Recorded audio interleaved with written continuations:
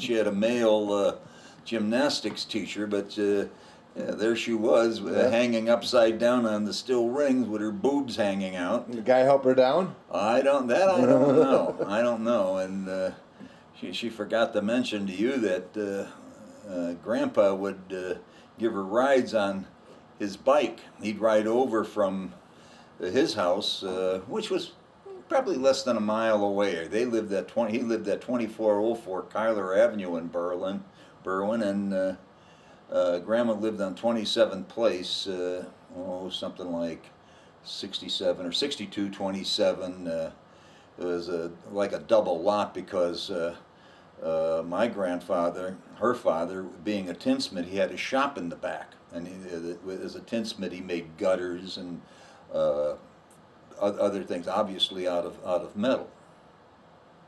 So Grandpa wasn't that much, but he played softball, and he broke his one finger and never got it set. And the one thing that my brothers and I remember is that he had this permanently crooked little finger on his hand. He was a printer. The only job he ever had in his life was working for R.R. Donnelly's as a printer. He went there as an apprentice at the age of 15 and then retired at the age of 60. Now, what was he, a typesetter, or what did he do? What can you tell me about? I don't know what he did as it began. He was in the composing room, so that has not really the typesetting. This would have been after the type was set, and they put it in what they call stones and adjust it and that, and he became, after a while when he retired, he was foreman of the composing room on the third shift. He preferred working nights. Yeah, I remember that a lot about Grandpa's. A lot of times we'd come on over and he'd be sleeping for a while until we got up.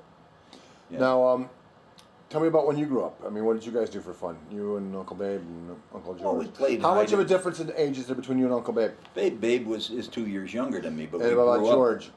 What's that? Little Uncle George. Well, he was that much younger. I mean, he's 9 years younger than me, so we didn't. Kind of like me and Mark. Yeah. Babe and I, we spent our summers in Cary. The Raiders bought the summer home in Cary, what you refer to as the Little House, just around the beginning of the war. So we were about 5 and 4 years old. We used to go out there to visit the people. But we're going to need to know which war. World War II. And we'd go swimming there and fishing there. So our summers were spent in Cary. We, fishing, and we had a rowboat, and then later on we had a little motor. So what was near? I mean, you had. We had the Fox River right there, right? Right on the Fox River. So we could go fishing, we could go swimming, we went for turtles, and... How bad was the river back then? Was it... No, it was good. We'd have fish fries and that. So you could eat the fish out of it? We knew there, at that time there were 3 inboard boats on the entire river, on our stretch of the river. And when you heard the motor, we'd run down to the river to see it because they were so rare.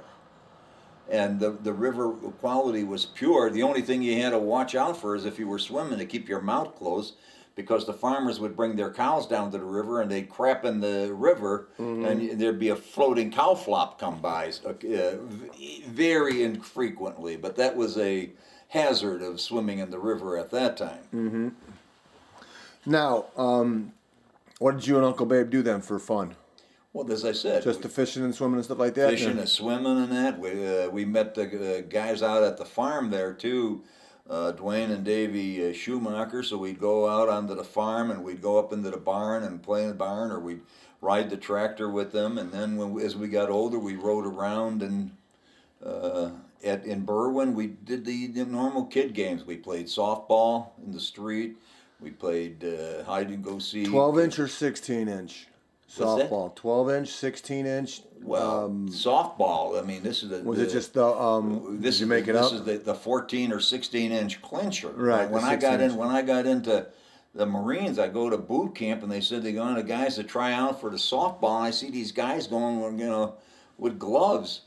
I mean, I didn't know that there was something different other than the old pillow balls that we had played with. That's because it's more of a regional thing. Chicago and Cleveland, the Chicago area around here, and That's what the grammar schools played with, the 14-inch, and we had the 14-inch or the 16-inch, slow pitch. Now, you went to what school again? In Berwyn, Havlicek Grammar School, Lincoln Junior High, Morton High School. I started at Morton it was Morton Junior College. I dropped out of there because as a graduation present, Grandma and Grandpa gave me a summer in summer stock. So I spent the summer at the Salt Creek Theater in Hinsdale working on plays, constructing sets, and one play I was in was Mr. Roberts. I played the part of Gustafson, I believe the name was, and Chicago Tribune called me one of the saltiest sailors in their review of Mr. Roberts. So you were referred to as a sailor? Say again? You were referred to as a sailor? Salty sailor, one of the salty sailors, because we were looking through the spy glasses that we had been, the binoculars we had been cleaning. We see this nurse. This is the part of the story. And that one, Buddy Epson, who from I'm not familiar with who Buddy Epson is. Well, maybe for the kids, if they have I know reruns, be the Beverly Hillbillies, right? And Carlton Carpenter was our ensign Pulver. He sang "Yabba Dabba Honeymoon." He made that famous as a song. It's still a novelty song. Now, was there any famous actresses? Well, the actresses, I don't know if anybody will remember them. Would be Debbie Reynolds, Gene Raymond. I met his wife was Jeanette MacDonald. She sang with Nelson Eddy in a lot of the musicals. Dame Judith Anderson. She used to holler at me because I would be reading backstage pocketbooks. Ethel Waters, the colored actress who made Stormy Weather, was her signature song. Edward Everett Horton, who did Fractured Fairy Tales when you were a kid. Right, it was the voice. Yeah, the voice of Fractured Fairy Tales. And then I did Mr. Roberts again with Jeffrey Lynn, who did a lot of grade B movies. Now, why didn't you pursue a career in acting? It didn't pay. And I went into the Marines, but it got me my other career because as being an actor when I was in the Marines, although I put in for field artillery, they saw that I had been acting in that. And they sent me over to the Far East Network, Armed Forces Far Eastern Network in Nagoya, Japan, to be a radio announcer. But the guy I was to replace extended, so they were stuck with me, and they made me into a feature writer. And that gave me my career. So you ended up doing what? In the Marines, I was a feature writer. I wrote feature stories about the Marines in Japan. I wrote sports in Japan. Who did you write for? Oh, Navy Times, Stars and Stripes, Triad, which is the 3rd Marine Division newspaper, the Camp Pendleton Scout, and I wrote for just General Release for the newspapers, and things would appear. General Release, he's a very famous general, isn't he? Well, yeah. Now, how old were you when you joined the Marine Corps? 17. What year would that be then? 1953. What was going on at the time in the world during 1953? Well, the Korean War was winding down. I joined the reserve unit, the Weapons Company, 2nd Battalion, 24th Marines, which was a reserve outfit, and then I went active duty after the first of the year in January of 1954. So you were a weekend warrior for a while, and then you went active? Yep. What was your MOS then? What would that be? 4312, combat correspondent. Okay. And that's that very famous picture that I have of you on Facebook. Yes. Smoking the cigarette. Yes, I was a heavy smoker then. Yeah, I remember that. Yeah. Now, how long were you in the Marine Corps? A little over 3 years. That was 3 years active? Did you have to still pull reserve just after 2 that? weeks. 2 weeks short of being active, but I went in October of 53 and got out in December of 56. Any accommodations you got while you were in there? Nah. No. Oh well, everybody, shooting medals. I was a sharpshooter. That was about all. It was the M1. Yeah. Oh, you seen the pooch? Yeah. That's the cat. Just walked in here. Now, after the Marine Corps, what did you do? Went to the GI Bill. Went to Northern and met your mother. Now, when you were at Northern, that's Northern Illinois University in what town? Well, when I started there, it was Northern Illinois State College. And why is that? Well, it wasn't a university yet. So what were they known for then? It's a teacher's college That's with a right. guy from Shabana, who was another buck sergeant with me in the Marine Corps, said, "Hey," when I was looking for colleges, he said, "Go check out this Northern Illinois State Teachers College. There's about 10 women there for every guy." He had Oh, gone there on a basketball and played basketball, and knew about it, so I applied there, and they also let me skip my whole first year of college. So I began college as a college sophomore now at why did they Northern. let you skip? I had proficiency out of all my freshman classes. Oh, you took a test, or did they give you Yeah, credit for yeah. I just took a life test in the experience? Marine Corps on proficiency. I had also skipped a grade when at Lincoln Junior High. Which makes sense because that's how old were you when you graduated high school? Just turned 17. Yeah. Just turned 17. I Okay, was a so here you little, are. You're fresh out of the Marine Corps. You go away to DeKalb, NIU. Where did you live when you were at Northern? lived off campus. An apartment, Yeah, it house? was a room, and then we got later on it was an apartment, and then later on your mom and I got married, and beginning of my senior year, or beginning of her junior year. Now, who'd you room with up there? Any of your friends from Northern? Any people that I would know from Northern? No, no. Who? When we went to football games up at Northern, whose houses do we go by? Who do we sit by up at Northern? Boy, you got me. Wasn't there? Who did you know from the Chicago Cubs organization? Well, that's Chuck Shriver, but Chuck Shriver was on the newspaper with me At where? at Northern. That's what I'm Well, talking I didn't about. room with him. I don't know. I'm just trying to pull He information dated. from here. He took your Aunt Grace out for. He dated her a couple of times. And who else was that family that we would go up there with? It was Shriver, and there was somebody else that would sit by us. We would go to their house in DeKalb before the football games. I don't know. Maybe it was Dave Burrows or. With a P, I thought. I don't know. All right. I just don't remember because I remember the big thing about going to an NIU football game was, first off, it was football, and we would sit in the end zone, the north end zone. Oh, well, for a you're while. talking about the okay. But I also remember hot buttered rum. Yeah, that was Dave Burrows. That's what I'm talking about, and he had a kid too that was. And you guys would sit in the end zone and wait for the balls to be kicked for field Right, goals. and he had a point son, I afters. think, or something like Yeah, that. Yeah, 'cause yeah. I remember we would stop off at their house. That end zone now is closed and is the Oregon Center where the football lockers are, and then just beyond that, they're building a big indoor Their practice facility. That's where the track used to be, right? That's where the full size football field and running track is, and all outdoor sports will be. Now, where Brigham Field is at right now, what can you tell me about anything significant about what's Brigham Field is over? What? No. Oh, Brigham Field. Yeah, Brigham Field in Husky Stadium. We had a dog, Saki, got distemper and had to be euthanized, and I had my friend Franco Senka. He euthanized Saki and buried him roughly where about the 50-yard line of where they were building the field is. So that's so there's when So they my say, puppy is underneath the 50-yard line. you're another dog, a Is that husky, the but famous- not a husky. Is that the famous picture of me with the little puppy where I'm sitting down? And... I'd have I'll have to go and show you. look at the. All right, so you're up at Northern, and then tell me how you met my mom. I was trying to kick her out of the what was the student union because we were going to have the Vets Club was going to have a coffee hour with a sorority, and she was there. I think she had a fight with her roommates, and I was sat down and trying to tell her to leave.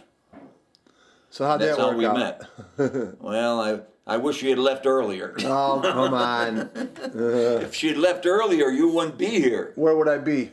You would not be. Yeah. So now you go and you meet my mom. You kick her out of the place. Tell me about when you asked her out. I don't remember. I think the first time I asked her out, we went to Andy's. Andy's is a bar downtown.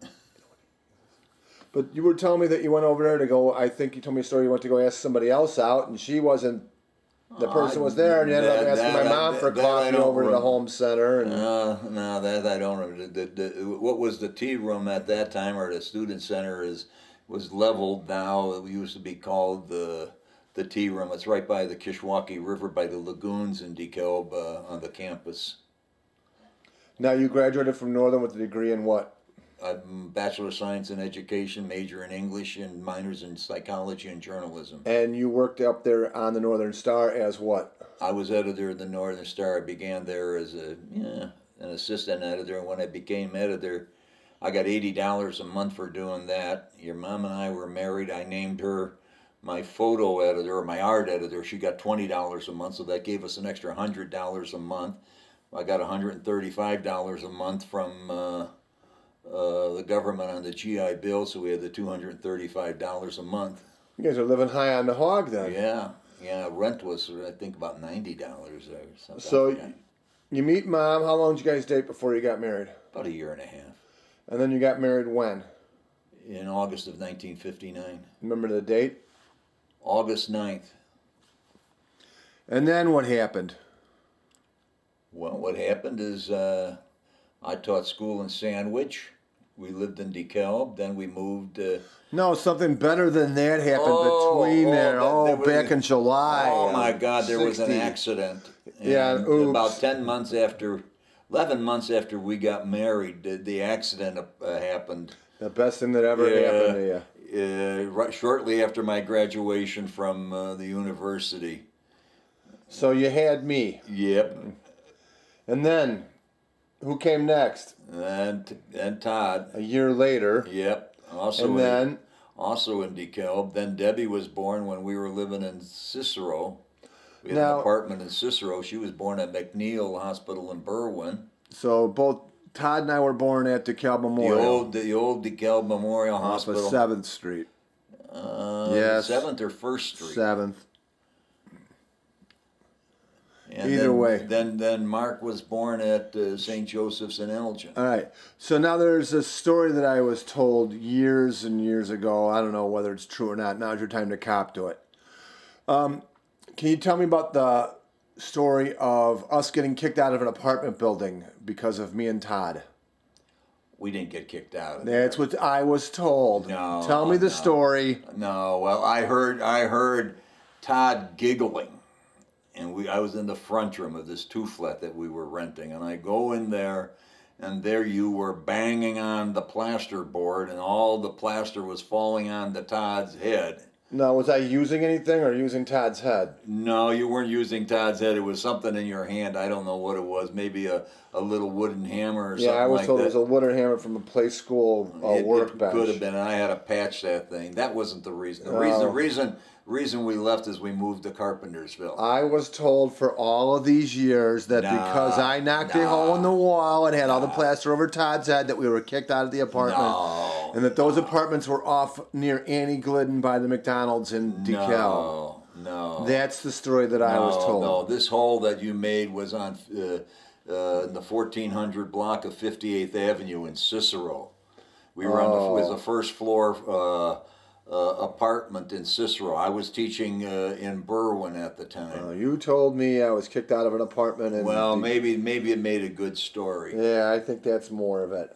So I lived in DeKalb for the first 2 years of my life, and then we moved, right? Roughly your first year, because right after Todd was born, we moved. Okay. And you moved to where? Cicero. And then Debbie was born. We lived there 2 years, and Debbie was born, and we moved to Carpentersville. Which was 347 T Lane. So Correct. That was a bit like 1964, 65? Yeah, something about 64, 63 or 64. Why'd you move to Carpentersville? Because we could get a good deal on a house there. We learned that your Uncle Bob Anders had bought a repossessed home and got a good deal on a home, and we did the same thing. And then we were about 2 blocks from 2 blocks away from the Anders, yep. And we're there until you were in 7th grade, something like that. Yeah, we moved out when I was in 7th grade. We moved out in 8th grade to Schaumburg. Now, why'd you pick Schaumburg? I was working with Bob Hefferly, and he... Wait, where were you guys working at? And I was at UOP. I was head of public relations, Universal Oil Products. But it was actually UOP Incorporated. And Hefferly lived in Schaumburg and told me what a good builder there was. And he was going to buy another home in Schaumburg. So your mom and I, we looked at first of all in West Dundee and Sleepy Hollow. We wanted to stay out, the western west there, but the streets in Sleepy Hollow were kind of crappy, and I think they were septic systems. And then we looked at in Schaumburg, and were impressed, and that's why we bought there. Okay, now you had a cousin that lived out in Schaumburg too, didn't you? Yeah, he did. Jim Lusk, Yeah. your Right. my Aunt Emma's oldest son. Any other cousins you can tell me about? Well, cousin Jim had his brother Terry, who's a voice teacher at the University of Cincinnati. He's worked with the opera companies out of Santa Fe and San Francisco, and taught a lot of the famous tenors, coached them, and made tours. The others in the Lusk would have been Jack. Jack, I don't know where Jack is now. He was in Park City. He was in Special Forces in the Army. I don't know where he is. My cousin Lori, Jimmy was born on 4th of July. Lori is Lori Vidra is a millionaire. He lives out in Washington. He was my Uncle Bob's son. I'm named after Uncle Bob. So indirectly, you're named after Uncle Bob, who was named after a priest in Czechoslovakia at the time. Cousin, my cousins, let's see, my Aunt Ethel had adopted Beverly. Now, Aunt Ethel is who? My Aunt Ethel is my father's youngest sister. Now, talk a little bit about Grandpa's any brothers. All right, Grandpa Rader, Anton Rader, no middle thing. He had a sister, Victoria. Victoria had 2 kids, Jimmy, and Karen. They both live in the western suburbs. Georgiana, they're all dead. She's was married, and she lived in Florida. And Ethel, who was my babysitter, and so was your Uncle Babe's babysitter, because Ethel was only 11 years older than me. Ethel's kids. Ethel was married to who? Ethel was married first to Red. No, I don't. Ed. Did I ever meet him? I don't remember. She was married to Ed Everett, who I remember. Ethel Red had a little girl by the name of Beverly. That's my cousin Beverly. So that's how Beverly came into the family. And they had Penny and Nancy. Victoria, I had mentioned. Uncle George had no children. Uncle Hank Uncle had George no ever children. marry? Uncle George was married twice. He was married first to Irene, who was 17 years older than him and just a couple of years younger than my grandmother. She was, according to your grandma, my mom, she was intensely jealous of him, and they would have stayed married except for her jealousy. Then he was married to Rosita. She was from Peru. I don't think I ever And then remember they got him. divorced. Uncle George. For a long time, though, he had a mistress. Big Uncle George used to own property. Where in Mexico? Oh, he owned a Mexican hotel in Puerto Vallarta. He got into trouble there for beating a guy who was beating a burro. He took the whip away from the guy and beat him with the whip. And then he also founded I think he helped to found the Humane Society down there. I don't know if that's true or not. I just remember Puerto Vallarta. That was before it became a big. Yeah, it was way before it became a big place. Yeah. Yes. So and now, what can you tell me about like your other uncles, like Uncle Hank? Uncle Hank worked at the post office. Right. He was my gym teacher in Suckle. I was a member of Suckle for about 10 years, so was Uncle Babe. He taught us. We went there on Tuesdays and Fridays. He was very active in Bohemian plays. Now, this is part of the Vidra program because your grandma Rader's father was a puppeteer. Actually, I shouldn't say puppeteer. He used marionettes. I'm pretty sure he did marionettes. Still And he had puppeteer, well, so. puppeteer's on your hand. Marionette is the strings, I I know. think. But So, he had but he did the voices for 27 different puppets. My grandfather Vidra. Now there are still relatives, and I'm in contact with somebody who might be your third or fourth cousin in Czech Republic now, and surprisingly, he plays guitar in a country and western band. I think I've told you about Radim. Yes. Now, I kind of recall a story about somebody that was supposed to be close to or on the 1936 United States Olympic team. That would have been my Aunt M, but she had appendicitis or something like that, and so she missed the Olympic trials. Okay, and the 36 Olympics was We're in Germany. And what's the big thing about the 36 Olympics? Well, that was Jesse Owens and Adolf Hitler. Right, that was the big one there. But I think it might have been the 32 Olympics. Okay, I was told 36, and I remember that because when I was a kid, one of my Cub Scout things was to go and do a family tree, and I still remember it. And this is I think it would have been. Big Uncle Hank would tell the story. Now, also remember what Uncle Hank was saying is, can you give me some of the background history about some of the my ancestors over in Czechoslovakia and stuff like that? Uncle Hank used to tell a story that we were kind of asked to leave the country, is what I remember, because we were a bunch of cutthroats and yeah. I remember doing a family tree with that. And I remember just sitting there and listening to Big Uncle Hank tell that. Now, by the way, Uncle Hank is the Henry of Robert Anton George Henry Rader. He's also the Henry of Anthony Henry Rader, my brother.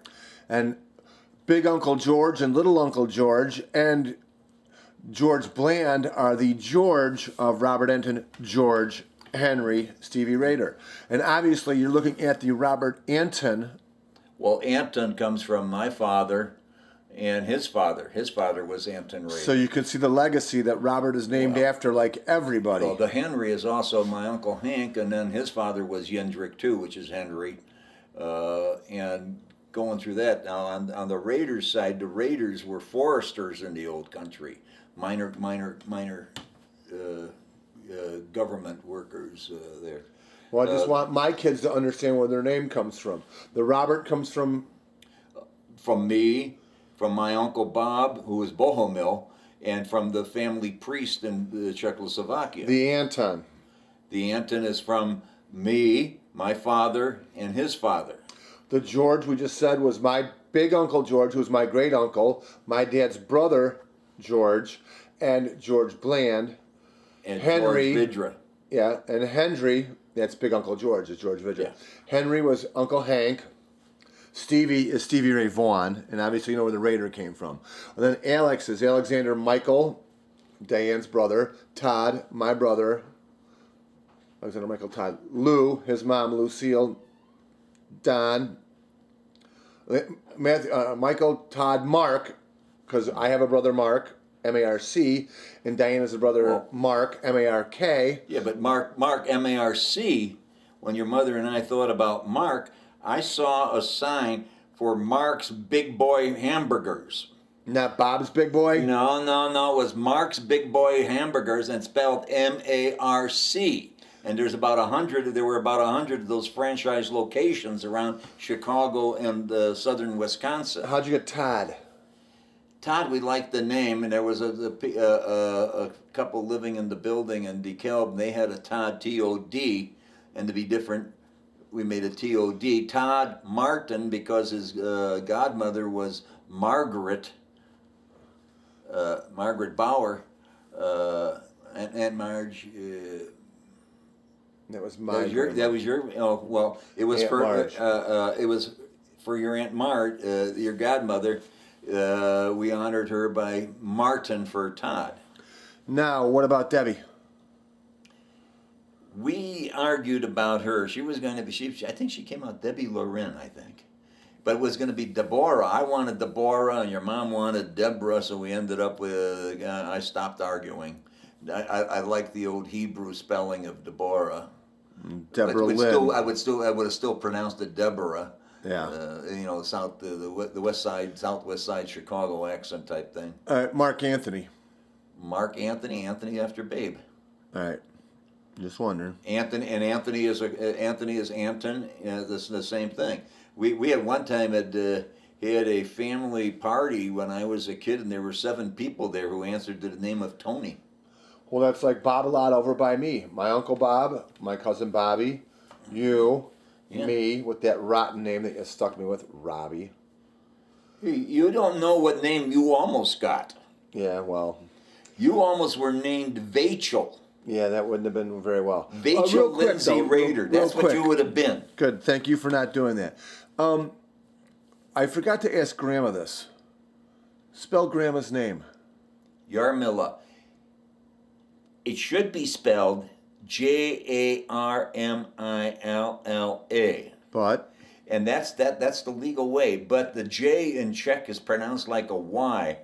And so that people wouldn't call her Jarmilla, she changed it to the Y, so it's now Yarmilla. Grandma have a middle name? Does Grandma have a middle name? No. They didn't have many middle names at that time. Now, what can you tell me more about, like, your grandmas and grandpas? My grandpa Rader, Grandpa Anton Rader, was a cabinet maker. And I think you might even have his dresser. And who else has a bunch of the other tools? Well, Babe ended up with it, and I think Todd got some of the cabinet making tools. Anna Rader is the name becomes with Luann, your cousin Luann, because Bubby here, her mother's name was Eloise, Aloise, and or that's where the Lou comes from. The Louise, they said Louise, but it's not. Her name wasn't Louise, it was Eloise. So that's there. Her maiden name was Schuster, Sustr. Now the Schuster family has been traced back to about the middle of the 18th century in Bohemia, and they were mainly workers of the land, not really serfs as such, but perhaps a little bit above. I don't think they were landowners, but they were farm workers, laborers. And as I said, on the other side, the Raiders, what I remember there is the forestry. What's your favorite color? What's my favorite color? Blue. What's your favorite food? Knedlik and Zelly. What's Dumplings and sauerkraut. Thank you. What did Grandpa used to call me when I was little? He called all of you guys Vopitze. Which means what? Monkey. And what? No, he called Debbie something else. I don't know I don't remember. But I remember Vopitza, because I always thought it was Wo Pizza. No, but it meant